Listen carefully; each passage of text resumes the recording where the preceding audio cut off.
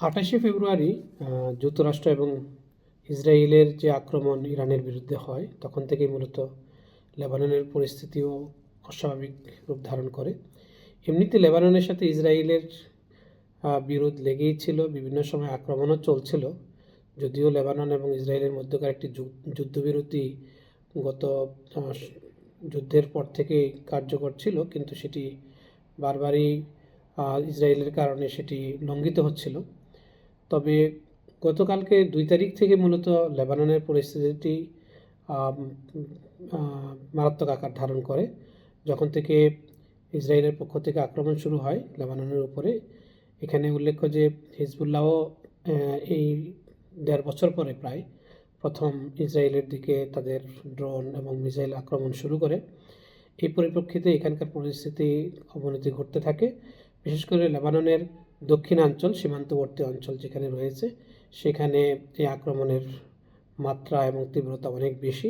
সেখানকার প্রচুর পরিমাণ লোকজন ইতিমধ্যেই বৈরুতের দিকে আসতে শুরু করেছেন এবং বলা হয়ে থাকে প্রায় 30,000-এর অধিক লোক ইতিমধ্যে বৈরুতে আশ্রয় নিয়েছেন।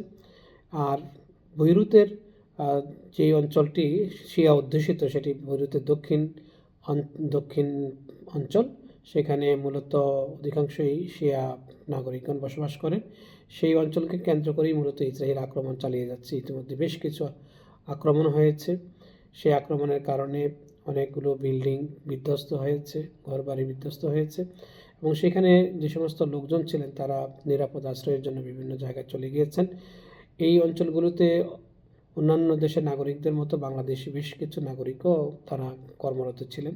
কর্মস্থলে তারা থাকতে পারেননি, নিরাপদ জায়গায় চলে এসেছেন। বিশেষ করে দাহিয়া এলাকা থেকে বেশ কিছু বাংলাদেশি তারা বিভিন্ন নিরাপদ স্থানে আশ্রয় নিয়েছেন। তো এখানকার যে কর্তৃপক্ষ রয়েছে তাদের পক্ষ থেকে নির্দেশনা প্লাস বিভিন্ন এনজিও কাজ করছে, বাংলাদেশ দূতাবাস এই পরিস্থিতিতে আমাদের নাগরিকদের করণীয় সম্পর্কে ইতিমধ্যে তাদেরকে পরামর্শমূলক সতর্কতা বার্তা জারি করেছে।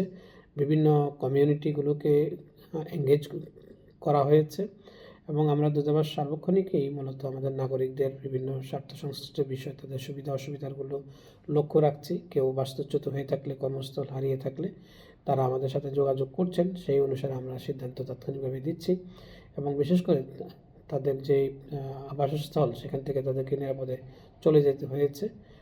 অনেক ক্ষেত্রে অনেকেই অন্যান্য আমাদের প্রবাসী নাগরিকদের সাথে সমন্বয় করে তারা থাকছেন। একান্তই কেউ থাকতে না পারলে, তাদের সমস্যা হলে আমাদের সাথে যোগাযোগ করলে আমরা বিকল্প দেখে তাদেরকে প্রয়োজনীয় পরামর্শ ও সহযোগিতা প্রদান করছি। আপাতত এইভাবেই এখন চলছে। তবে আক্রমণের তীব্রতা যেহেতু বাড়ছে, পরিস্থিতি হয়তো আরও অবনতির দিকে যেতে পারে এবং সেটি হয়তো আরও সংকটপূর্ণ অবস্থা ধারণ করতে পারে।